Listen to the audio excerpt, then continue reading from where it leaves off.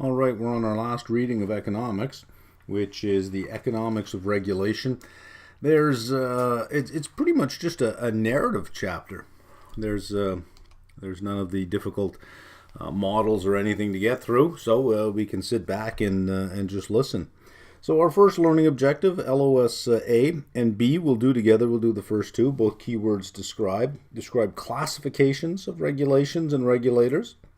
Describe uses of self-regulation in financial markets. So we can match up regulators with regulations. Regulators, legislative bodies, government agencies, independent regulators, and courts. Legislative bodies are responsible for statutes.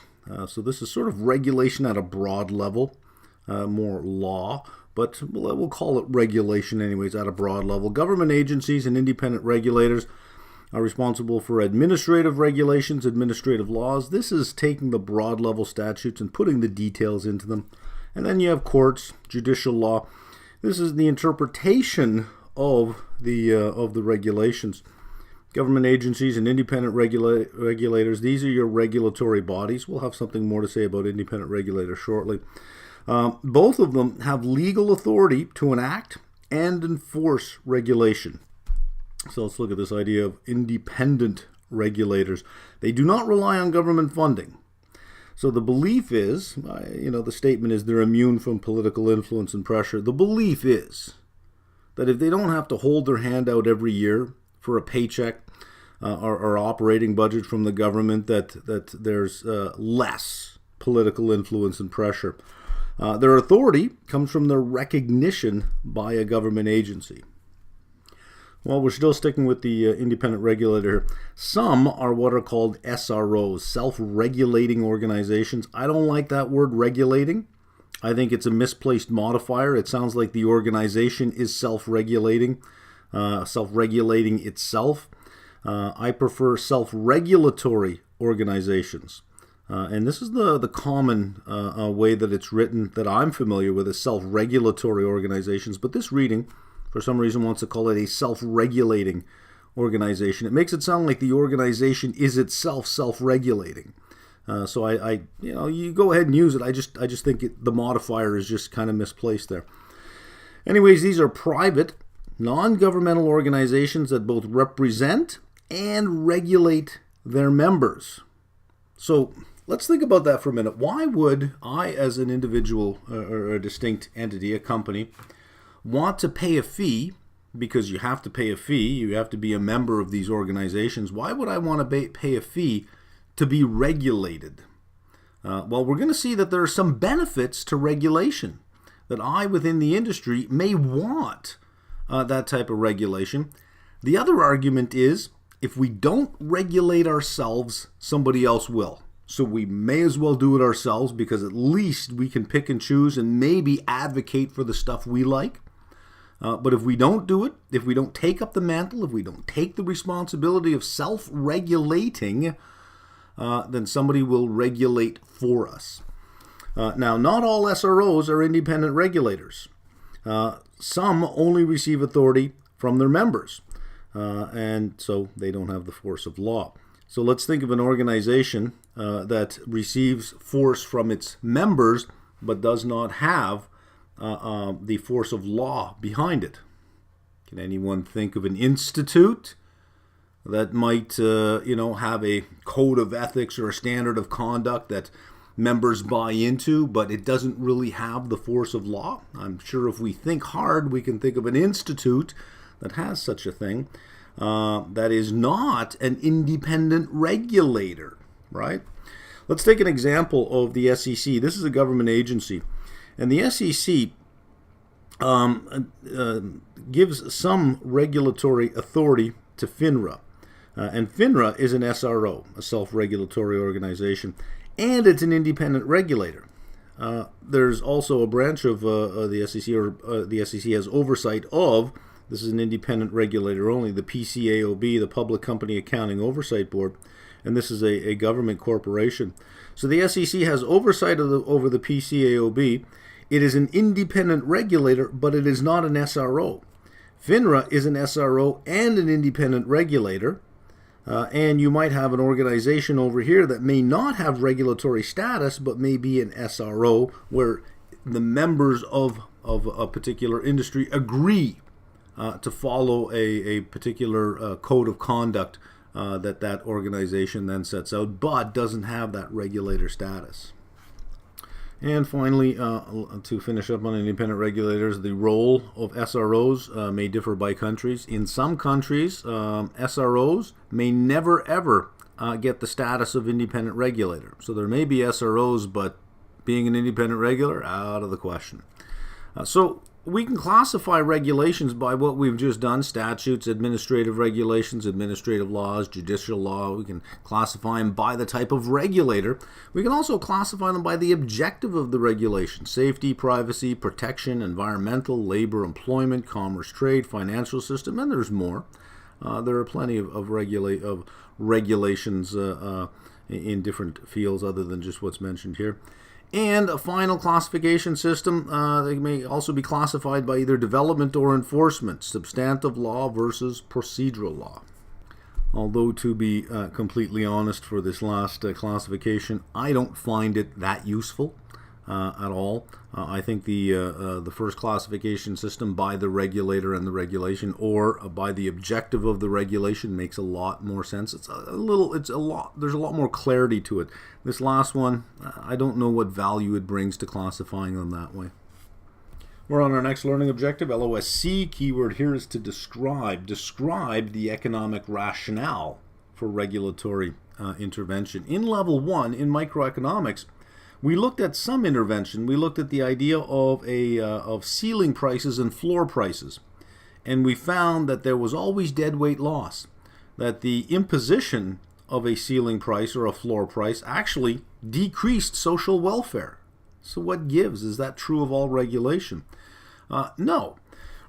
Regulations are necessary since market solutions are not adequate for all situations. That's a case of what is referred to as market failure. The market fails to price something adequately to take care of externalities, negative externalities. So let's say something like putting gasoline in your vehicle. The burning of that fossil fuel, of that carbon-based fossil fuel, has a spillover effect into the general atmosphere. There's pollution. And many believe that the cost of that pollution is not included in the price of the gasoline. So you need regulation to step in because the market won't fix it on its own. Fundamental theorem, we refer to the fundamental theorem of welfare economics, and it follows along like this. A competitive equilibrium is Pareto optimal. We achieve economic efficiency. Everyone is as well off as they can for a given allocation. So this means that you can't redistribute any of the resources to make someone better off without making someone else worse off. So we have economic efficiency. In a situation like this, there is no benefit to regulation. However, if we're not Pareto optimal, if the equilibrium that we arrive at is not Pareto optimal, and for those of you who are familiar with game theory and Nash equilibrium, you know that economies can hit multiple equilibrium. There's not just one optimal equilibrium.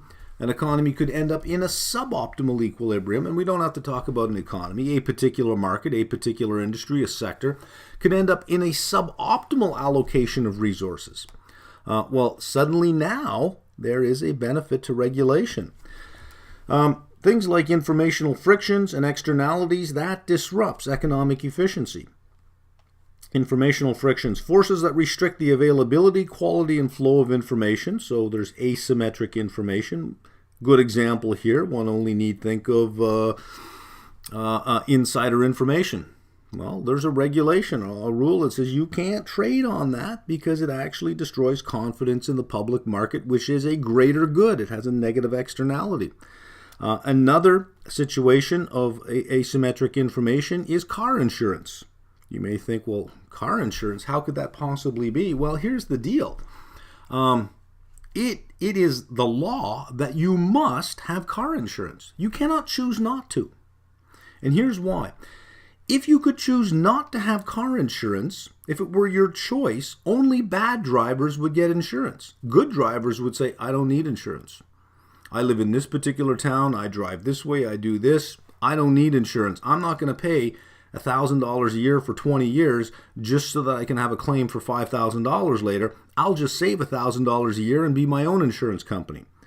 So the insurance companies could never make money because they'd have all the bad drivers. So in order to insure the bad drivers, the good drivers have to subsidize the bad drivers by paying their insurance. They make that case to the government saying, wouldn't it just be a better system if everyone had insurance? And suddenly the government says, that's a regulation. Everyone has to have insurance. That's a case of asymmetric information where the driver knows more about their ability than the insurance company.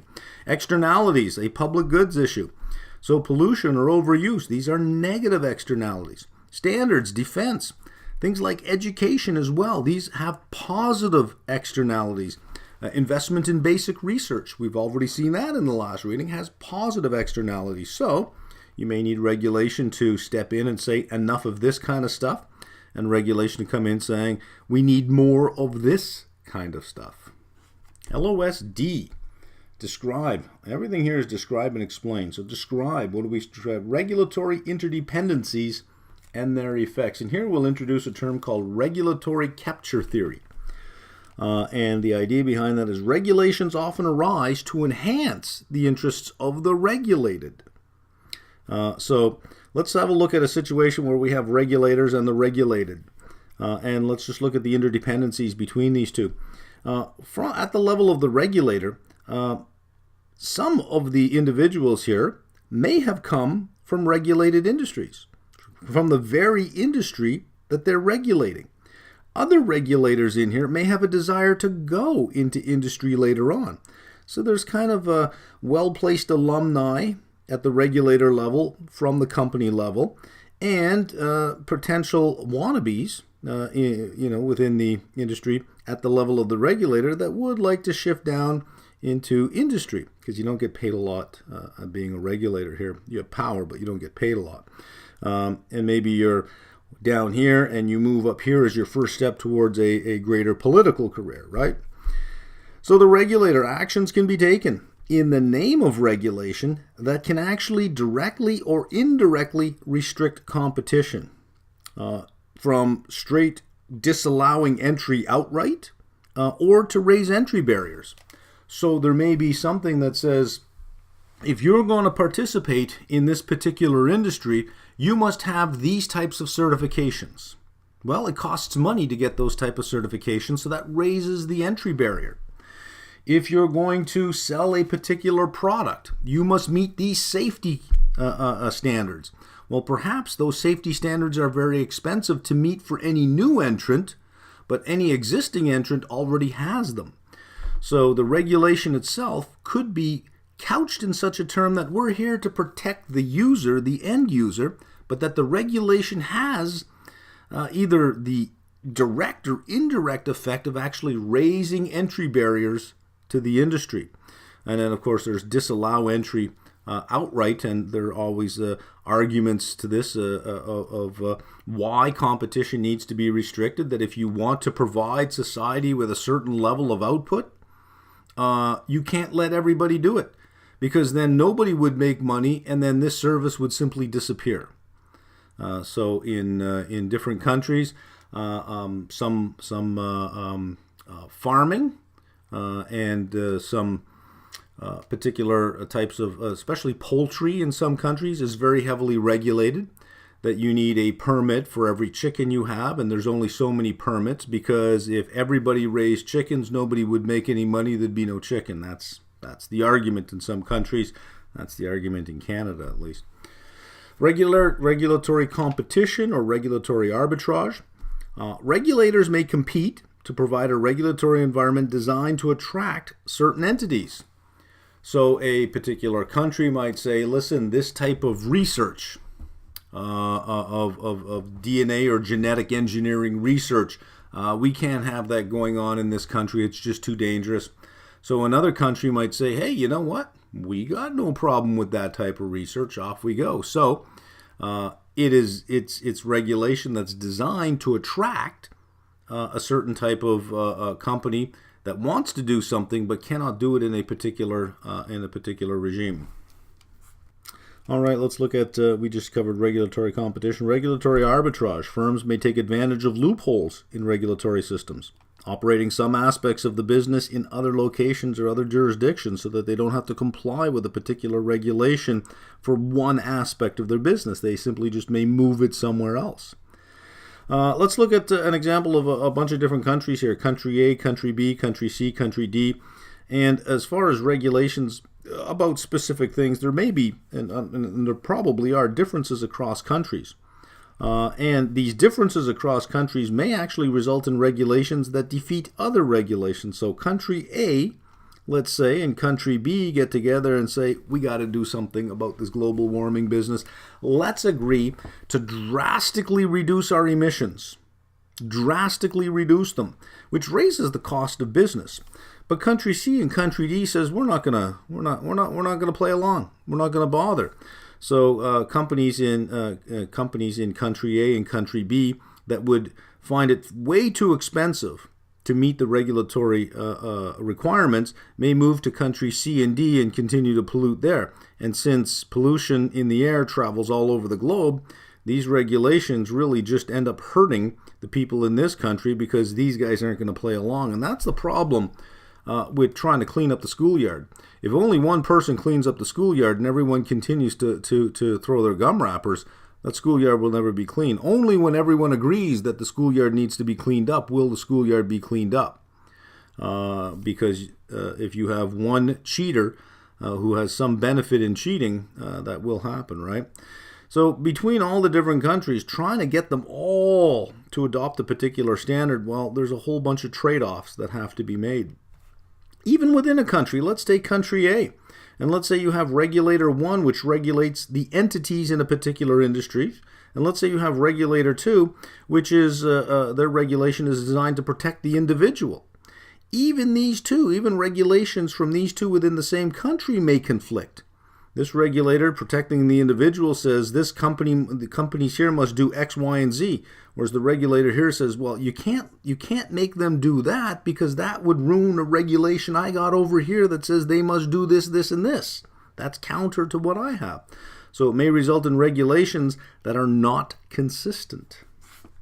Okay, LOSE. We're knocking these out rather quickly, aren't we? These narrative chapters, they go really fast. LOSE, describe tools of regulatory intervention in markets.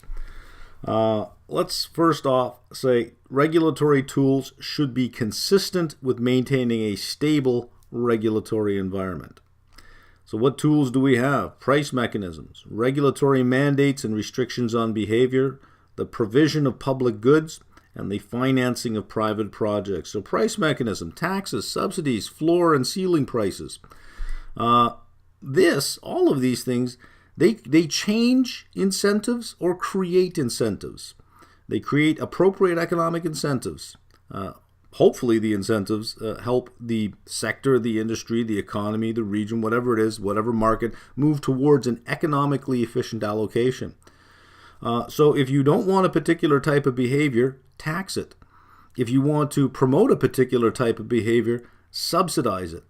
If you want to protect certain individuals, certain vulnerable groups, perhaps, you might set floor prices or ceiling prices.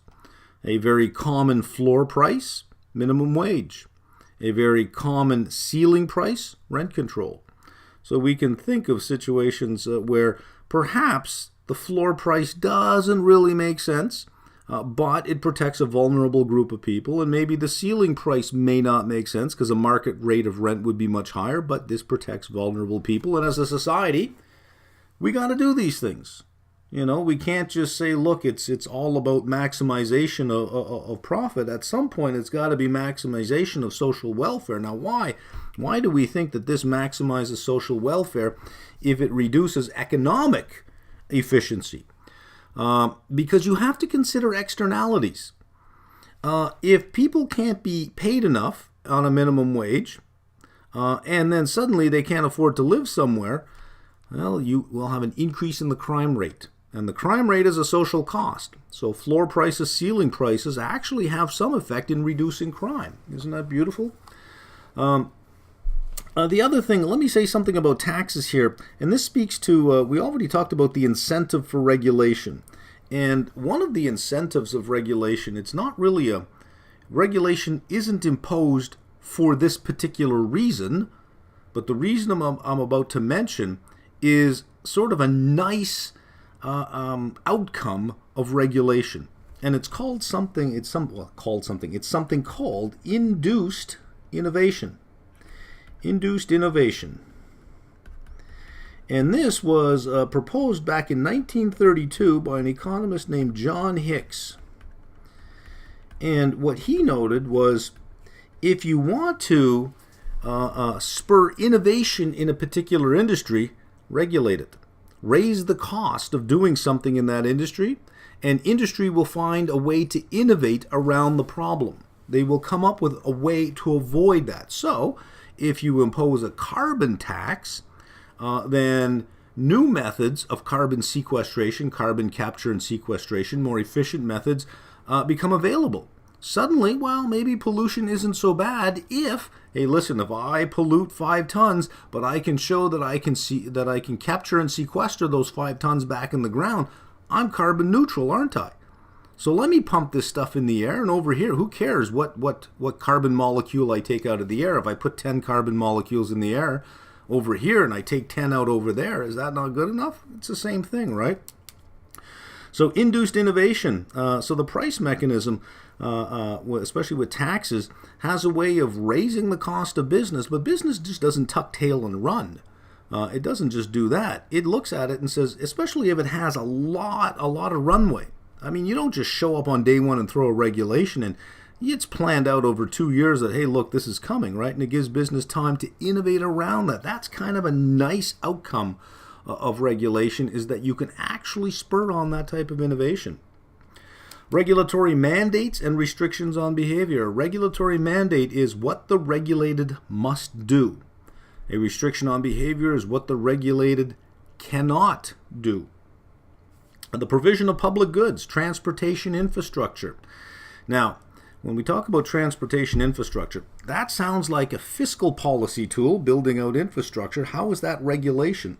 Well, it's not so much the building of the infrastructure that's covered by regulation, but in the use of the infrastructure. Let me give you an example. Let's say that I buy a piece of land on a street with 2 lanes of traffic, one to go in one direction, one going in the other direction, and I plan to build a retail shopping center.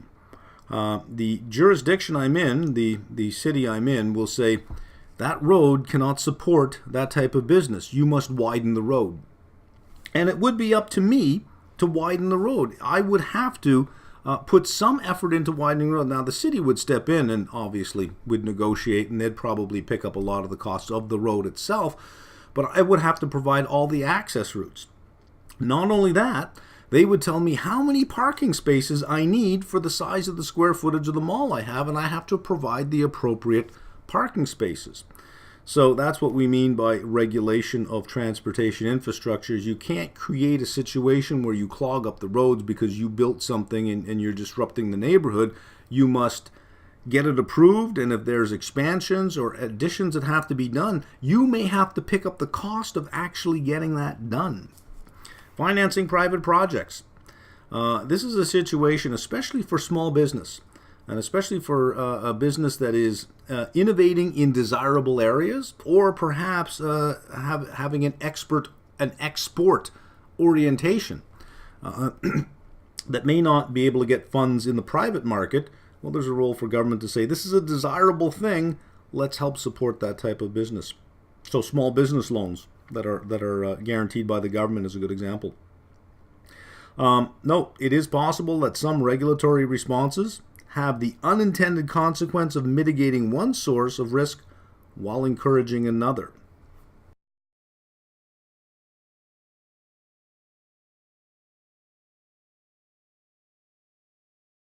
All right, we're on LOSF. Keyword here, explain. Explain purposes in regulating commerce and financial markets. So we'll look at it in 2 steps. We'll look at the regulation of commerce, and then we'll move on to regulation of financial markets. And not only just the purpose, we'll look at the types of, or the areas where we would typically see regulation and then look at the purpose of that regulation and whether or not it actually is promoting commerce, or when we get to the financial system, if it's promoting the soundness of the financial system. Let's just say a word first about why we're looking at all this regulation and why it matters. You should have an awareness of the basic types of laws that affect economies, financial systems, industries, and businesses.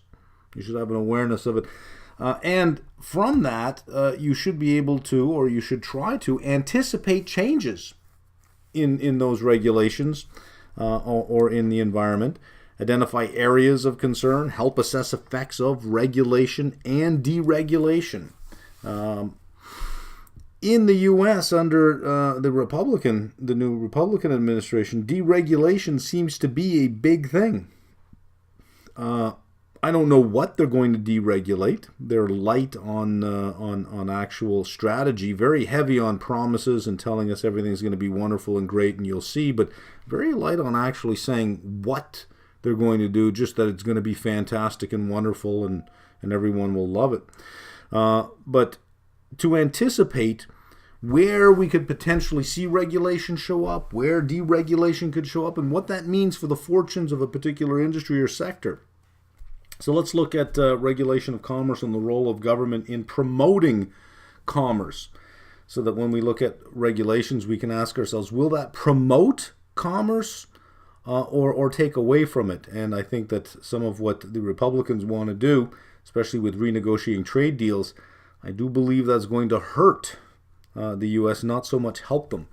So the role of government in promoting commerce, big one, trade agreements. Establishing the legal framework for contracting. How else can you have faith in the system if that isn't in place, right? Regulation of labor markets. And that's not just for the protection of employees, but also employers. Immigration. Safety. Things like drugs, food, medical devices, pollution. Recognition and protection of intellectual property. That definitely promotes commerce. Technical standards. So that you have interchangeability across different countries, or that there's a convergence on a particular standard so that it benefits consumers more. Now, all of these things promote commerce because they encourage consumers to have confidence and faith in what's going on. Think if there was no regulation on drugs or food or medical devices or pollution.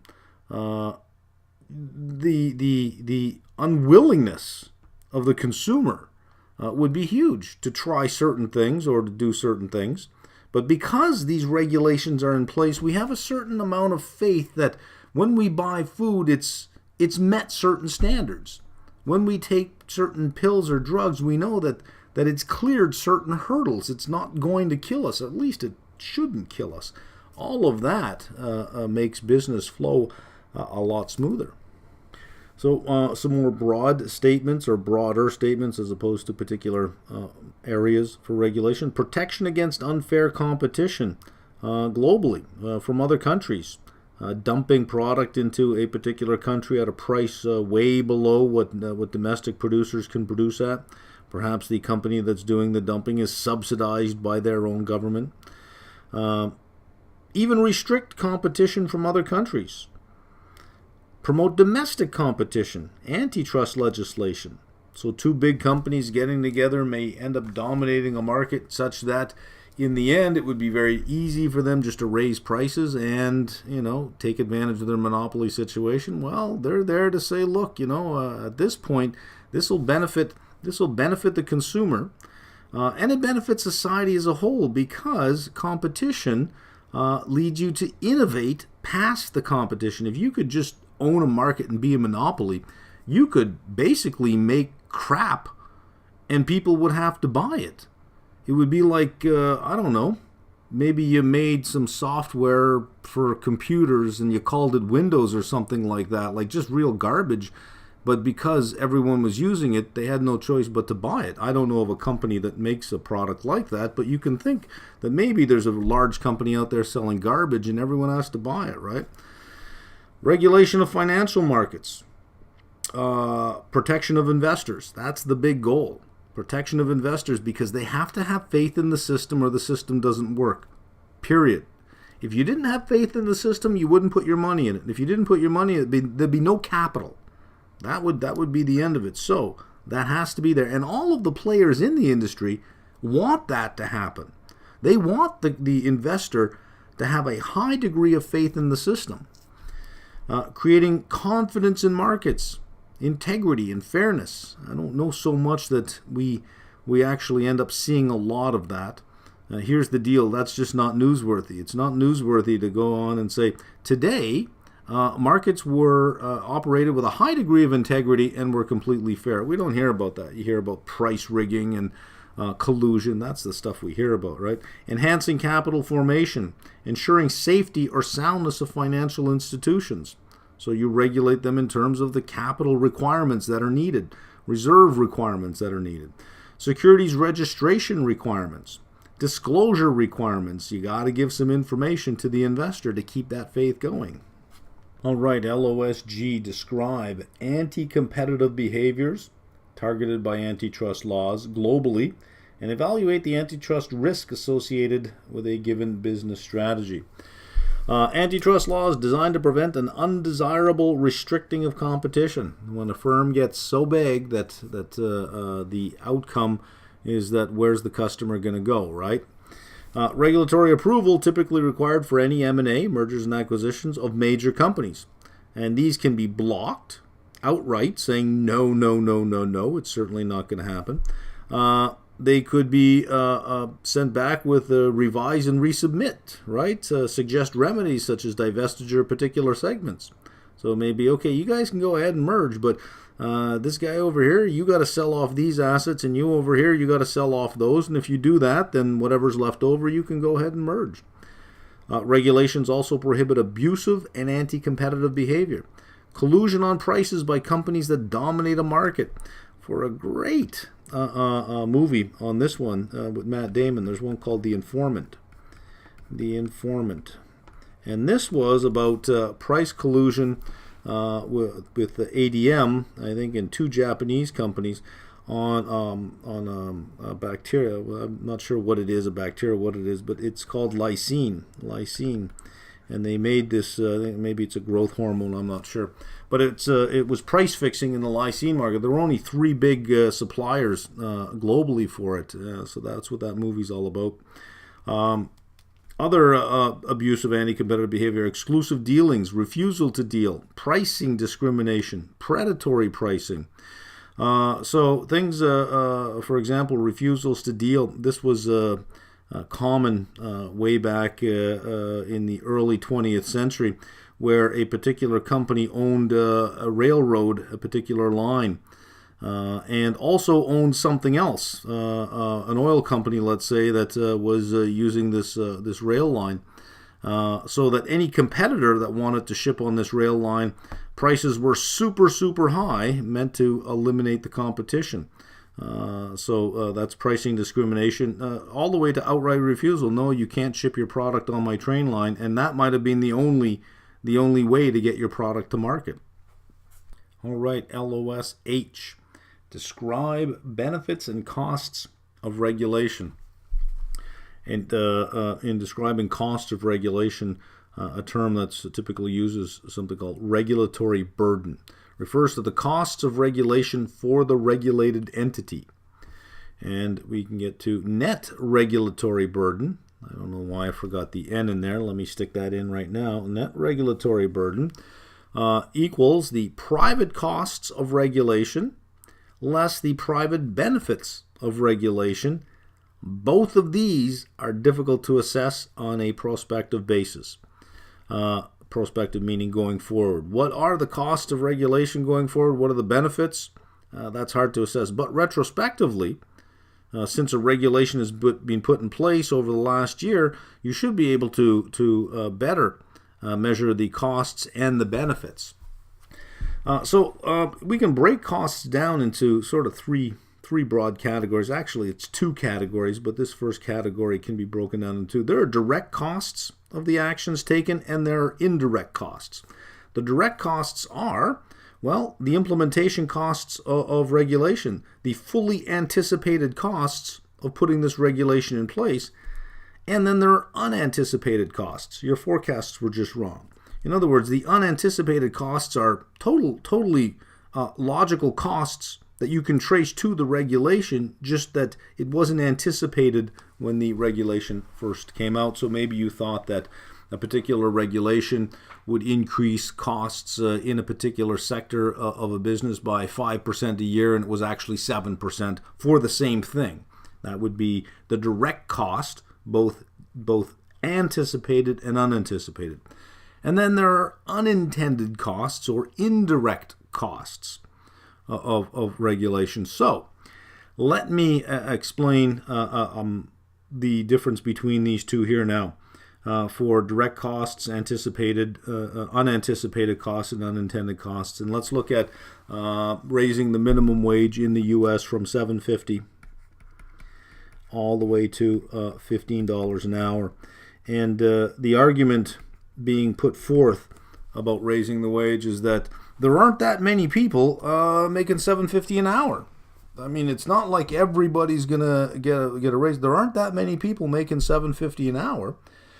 So that when you to measure the direct cost to business, we take the number of people working at $7.50 an hour, and we just figure out, well, if it costs let's say $50 billion over the whole economy per year, it'll now cost $100 billion. That's only an increase of $50 billion spread over a whole bunch of businesses.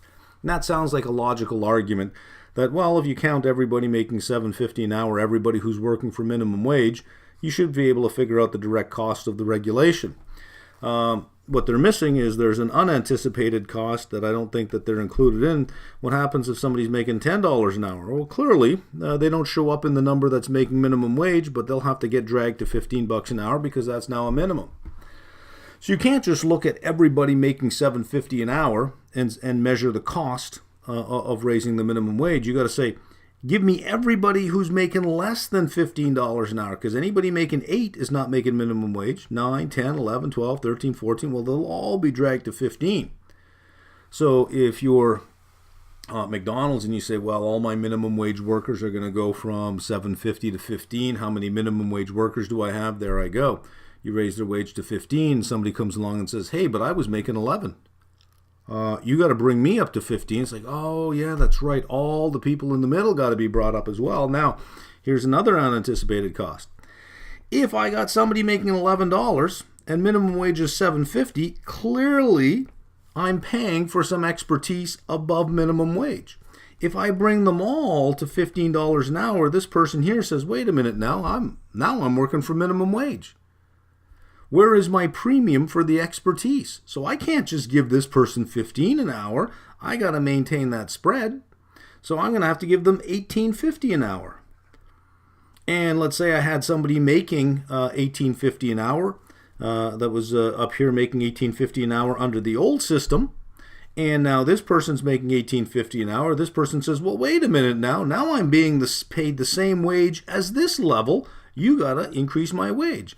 Which then gets them to the next level of wage, where that person says, well, now wait a minute. Where's my premium for experience? So what's going to happen, the unanticipated cost, is all of these bump ups that you have to do along the way, that's an unanticipated cost. So there's your direct costs, the implementation cost of the regulation, plus the unanticipated costs. That's all of your direct costs. What are the unintended costs of this? Well, let's just think about it in terms of basic economics. And let's say that there's $7.50 for a minimum wage, and here is the demand of minimum wage, and here's the supply of minimum wage, and there's a certain amount that's employed. So this is the supply of minimum wage, this is demand. So this is businesses that want workers. This is people willing to supply their labor at $7.50. If minimum wage jumps up to 15, what's going to happen? Supply will increase. Supply will definitely increase. More people will work for 15 than will work at $7.50, but demand will decrease.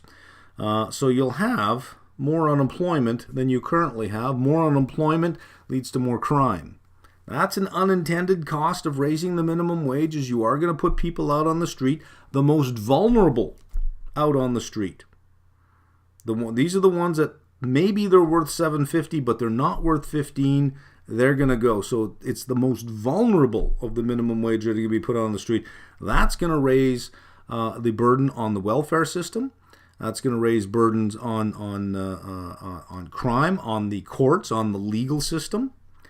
And not only that, business isn't going to keep paying $15 an hour. They will automate around that legislation, induced innovation, right? They will automate and innovate around that, thereby putting even more people out of work, raising unemployment even more. What are you going to have? You're going to have a wider gap between the lowest income and the highest income. This will increase income inequality, not decrease it. Those are the unintended costs of doing this. So when we look at the cost of regulation, there's the costs you think you're going to incur. There's all of these other costs because, listen, if I was making more than minimum wage and minimum wage increased, and now all I'm making is minimum wage, you got to pay me more. You got to pay me more. And all of these indirect costs. All right, let's look at something called a sunset provision. I think this is really neat. I think absolutely all regulation should have this, although it's kind of hard to implement something and then remove it later on. But let's see what a sunset provision is. This helps deal with unanticipated costs and unintended costs. A regulation would be automatically removed after a number of years unless the regulator took some further action. And that further action may be to undertake a new cost-benefit analysis to continue the regulation. So they put a regulation in place, it lasts 3 years. 3 years, they have to do another cost-benefit analysis to see if it captured all the costs. Does the costs outweigh the benefit? If it does, then remove it. If it doesn't, and you jump a few more hurdles, then you can kick the can down the road for another 3 years before the sunset provision again kicks in again, and you have to revisit that. This eliminates writing up regulations and then just simply forgetting about them, just leaving them and forgetting about them, leaving them on the books, and they make no sense after a period of time, but they're still there, right? So this idea of the sunset provision, I like that. And our last learning objective, LOSI, evaluate how a specific regulation affects an industry, company, or security. So we're not going to look at a particular regulation and do a deep evaluation on it. We're just going to look at how would you do something like that. The effects of a regulation can range from economy-wide to business-specific. Can be either costly or beneficial. Can lead to dramatic changes in the competitive landscape, create new industries, create new demand, or perpetuate an existing market structure. This goes back to what I said earlier about induced innovation. Induced innovation. That if you raise the cost of business doing something, they will innovate around it. And it could potentially create new industries or even new demand. Or it could just prop up a system that's already in place and perpetuate some existing market structure. Some industries or sectors receive subsidies while others pay taxes. You should be aware of which ones receive subsidies, which ones pay taxes. For instance, healthcare receives subsidies, makes it sort of attractive to be in because they are more recession-proof. Tobacco, ugly place to be. Others pay taxes. And whether they receive subsidies or pay taxes will affect the size and the attractiveness of a particular sector. So here we have a link between policy and the allocation of resources. Nobody's starting new tobacco plants. Nobody's starting a new tobacco brand name, at least not in North America. Important to consider the type of regulation an industry is sensitive and susceptible to. Environment, labor, intellectual property rights. So whatever industry you're analyzing, a proper question would be, well, what would be bad regulation? Not bad in the sense that, wow, what a terrible law. Who wrote that? But bad in the sense of what would hurt profitability and attractiveness of the industry? What types of regulations? And what regulations would be good? What regulations that exist being removed would be good? Or perhaps what regulations that exist in another industry that, if they were removed, would be bad for my particular industry. And that's it. That wraps up regulation. It's not an interesting read. It could be.